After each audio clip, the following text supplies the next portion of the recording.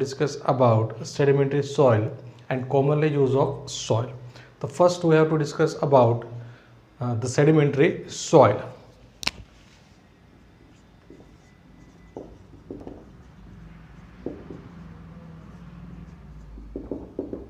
The sedimentary soil, the soil which create at one location, the soil which create at one location and transported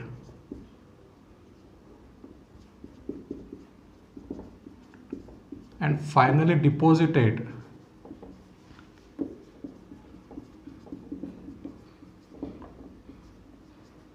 in another location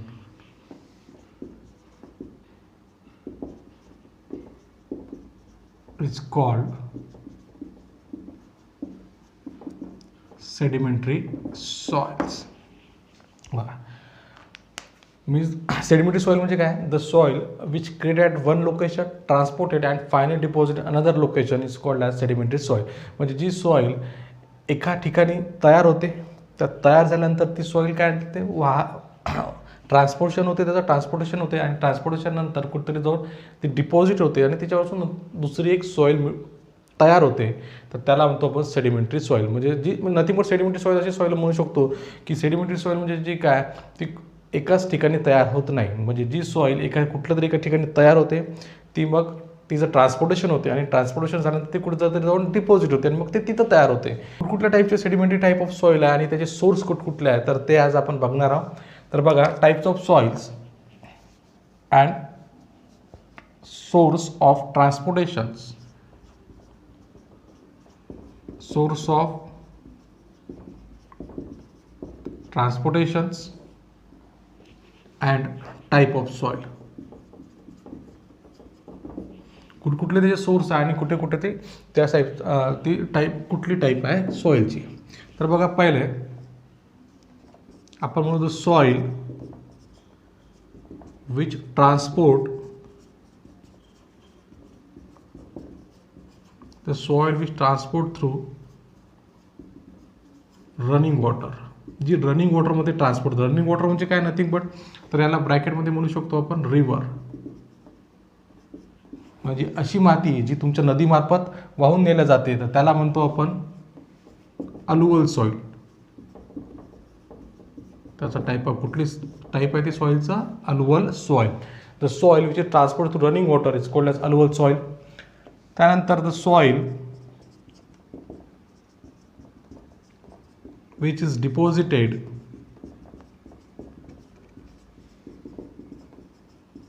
bottom of lake. जी तुमच्या लेकच्या बॉटमला deposit झालेली soil आहे त्याला म्हणतो आपण लॅकस्ट्रियन soil. त्याला कुठली सॉइल म्हणतो? लॅकस्ट्रियन सॉइल. त्यानंतर बघा,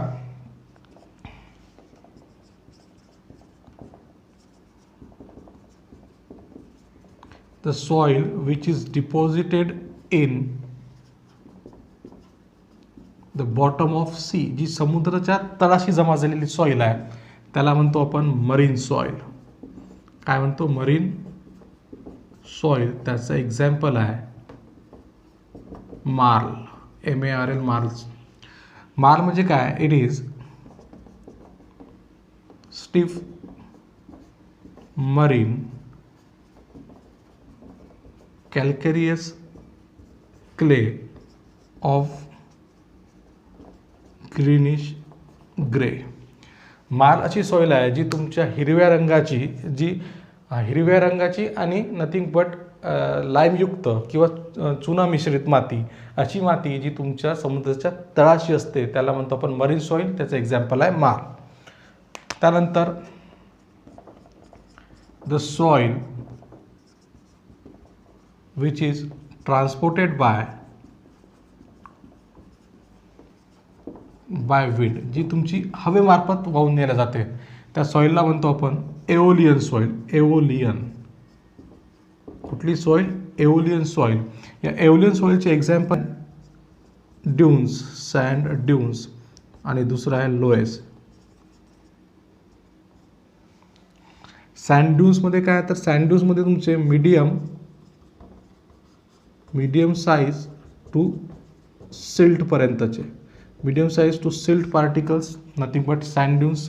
अँड लोएसमध्ये आहे फक्त सिल्टी पार्टिकल्स जी ट्रान्सपोर्ट होते, त्याला म्हणतो आपण लोएस. त्यानंतर बघा the soil which is transported by gravitational force.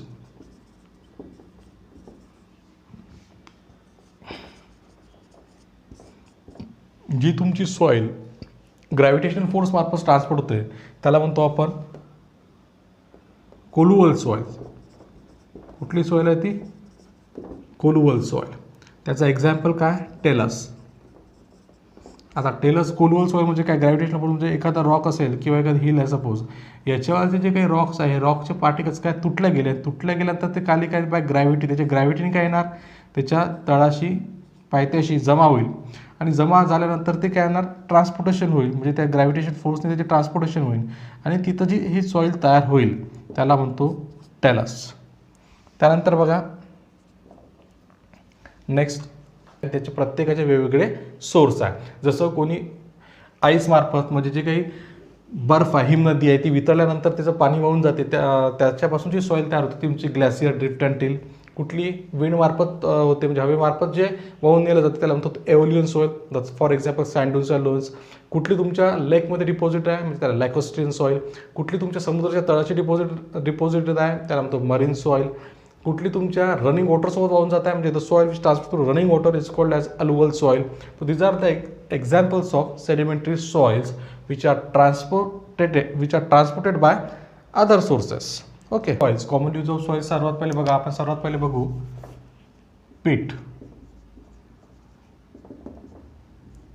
पीट काय, पीट इट इज फॉर्म इन, कुठे तयार होते तर बघा इट इज फॉर्म इन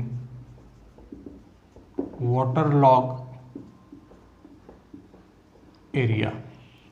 पीठ ही कुठे तयार होते तुमची, पीठ ही सॉइल जी आहे ही वॉटरलॉग एरियामध्ये तयार होते. त्यानंतर म्हणू शकतो आपण it is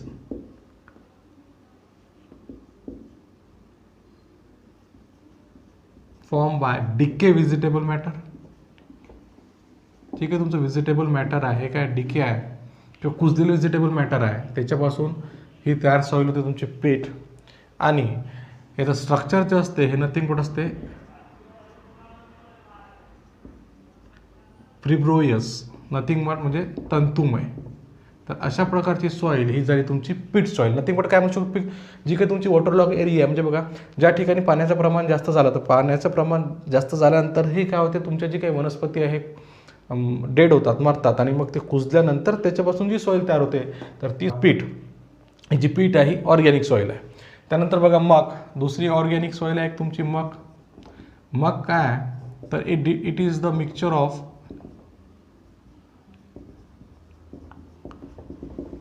fine soil particle and highly decomposed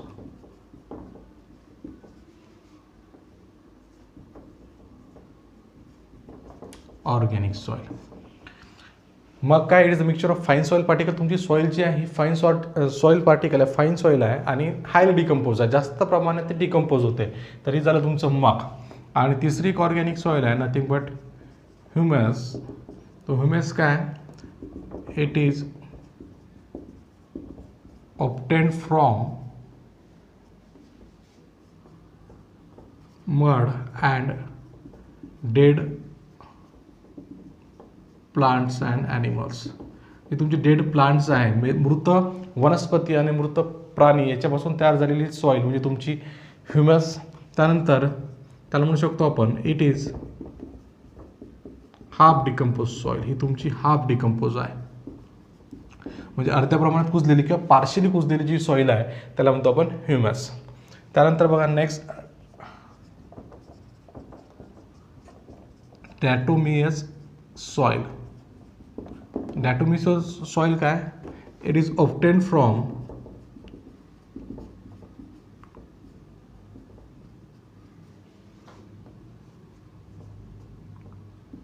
marine organism.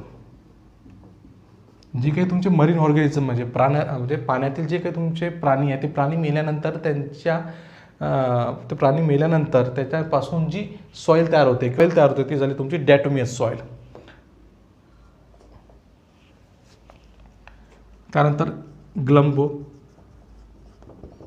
ही एक प्रकारची सॉईल आहे. It is highly stiff and plastic soil. जी तुमची हायली स्टिफ आहे आणि प्लास्टिक आहे त्याला म्हणतो आपण nothing but gumbo soil. It is highly stiff and plastic soil. Caliche soil कुठली आहे? It contain gravel, sand and silt. ज्या सॉईलमध्ये तुमचे ग्रॅव्हल पण आहे, सँड पण आहे आणि सिल्ट पण आहे त्याला म्हणतो आपण कॅलेज. आणि नेक्स्ट कुठल्या प्रकारचे कॉमन यूज सॉईल आहे आणखी बघा. त्यानंतर आहे varved clay.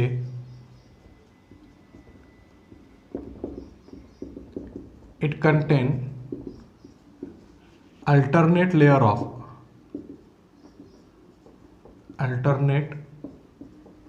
Of silt and clay. ज्यामध्ये अल्टरनेट लेअर आहे तुमच्या सॉईलमध्ये, एक सिल्टची लेअर आहे आणि एक क्लेची लेअर आहे.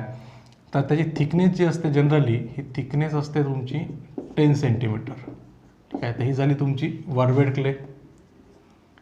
त्यानंतर जर बघितलं आपण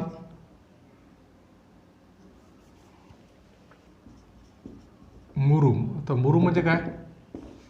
मुरुममध्ये काय? इट कंटेन, प्रत्येकाला माहीत आहे काय त्यामध्ये ग्रॅव्हल असते. It contain gravel with red clay. लाल माती आणि ग्रॅव्हल म्हणजे काय? ज्याची साईज हे ग्रेटर दॅन 300 mm पर्यंत आहे. म्हणजे ज्याची साईज 300 mm पेक्षा जास्त आहे त्याला तो ग्रॅव्हल. त्यानंतर जर आपण बघितलं it contain equal in proportion. त्याचं प्रपोर्शन काय? इक्वल आहे. It contain equal in proportion of sand, silt and clay. Sand, silt and clay याचं जे काही इक्वल प्रपोर्शन आहे त्याला. लास्ट एक उरलं आहे तुमचं बेंटोनाइट. बेंटोनाइट काय? It is highly decompose volcanic ash. जी काही तुमची लावा बाहेर पडतो त्याच्यानंतर त्याची जी काही राख होते किंवा त्या लाव्यापासून जी काही राख तयार होते त्याला म्हणतो बेंटोनाइट. आणि त्या ओल्कॅनिक ॲशमध्ये कुठलं काय प्रमाण जास्त असते तर त्यामध्ये इट कंटेन मोंटमोरिलोनाइट. त्यामध्ये काय असते? मोंटमोरिलोनाइट. आणि मोंटमोरिलोनाइट हे घटक काय तर जास्त प्रमाणात स्वेल होते आणि श्रिंक होते. हे महत्त्वाचंच आहे. यामध्ये सगळ्या याच घटकावर प्रश्न जास्त विचारले जातात. तर व्हिडिओ आवडल्यास लाईक करा, शेअर करा आणि सबस्क्राईब करायला चॅनलला मात्र विसरू नका. धन्यवाद.